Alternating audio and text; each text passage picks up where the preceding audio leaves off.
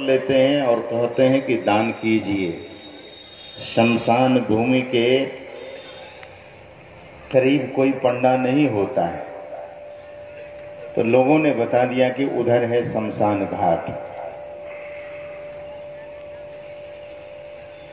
उनकी दानचंद की पत्नी जो इतना व्रत करती थी, तो भगवान उस पर प्रसन्न थे।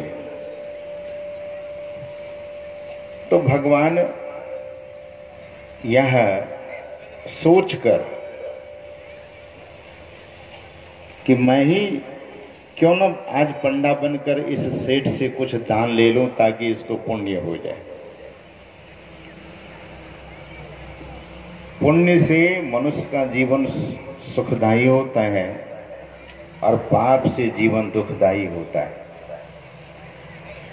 जो पाप करता है उसका जीवन दुखद हो जाता है, और जो पुण्य करता है उनका जीवन में सुख बरसने लगता है।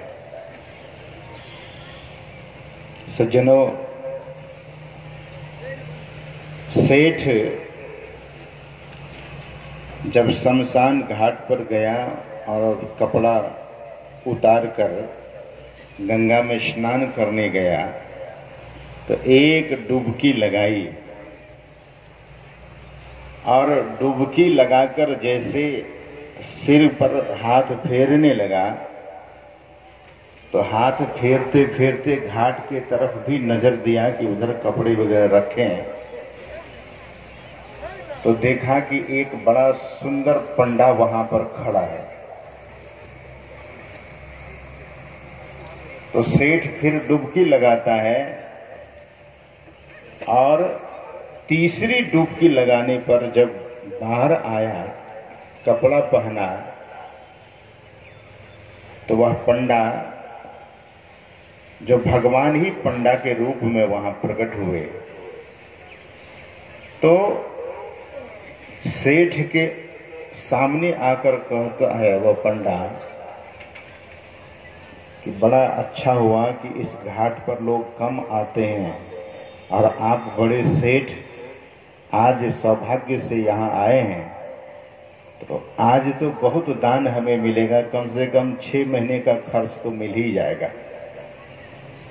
सज्जनों, सेठ उस पंडे की बात को सुनकर बड़ा हैरान हो गया कि जिस कारण से हम शमशान घाट स्नान करने आए थे, वह कारण तो यहाँ भी है, यहाँ भी पंडा पहुंच गया है और दान की मांग कर दिया है। तो सेठ ने कहा कि मैं दान वगैरह नहीं करता हूं। तो भगवान रूप पंडा ने कहा कि दान नहीं करोगे तो गरीब बन जाओगे। अगर इस जन्म में अकूत धन है तो दूसरे जन्म में फिर गरीब हो ही जाओगे और नितांत गरीब बनोगे। तो सेठ ने कहा कि मेरे पास कुछ नहीं है अभी, तो कभी घर पर आना तो मैं दे दूंगा। भगवान रूप पंडा ने कहा कि मैं ऐसे दान नहीं लेता हूं, संकल्प कराता हूं, तो आप संकल्प करो तो मैं आपके घर पहुंच जाऊंगा लेने के लिए।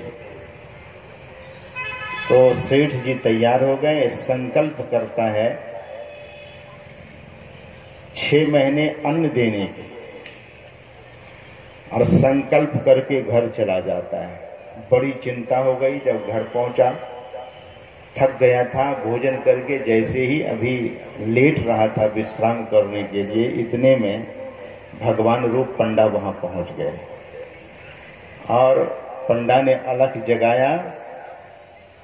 तब उधर से सेठ जी ने अपनी पत्नी से कहा कि देखो द्वार पर कोई आवाज लगा रहा है।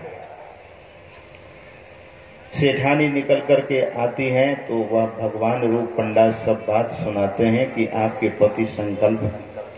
पति ने संकल्प किया था गंगा के तट पर, तो मैं वही दान लेने आया हूं। तो सेठानी जाकर सेठ से कहती है कि आपने गंगा के तट पर कोई संकल्प लिया है?